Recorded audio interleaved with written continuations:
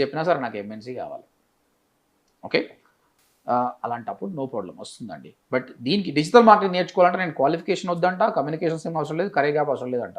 కానీ ఎంఎన్సీలో పోవాలంటే మాత్రం they check everything. First communication skills first రోడ్లో నేను ఫిల్టర్ చేస్తారు. If you think your communication skills good, okay.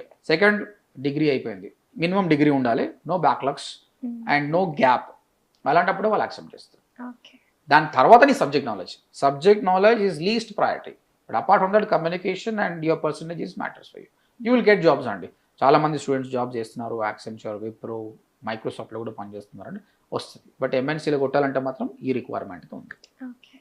Guys మీకు చాలా క్వశ్చన్స్ ఉండొచ్చు. ఇంకా డిజిటల్ మార్కెటింగ్ కోర్స్ నేను ఫ్రీగా నేర్పియాలనే ఉద్దేశంతో 24 hours వీడియో ఒకటి ఉందన్నమాట.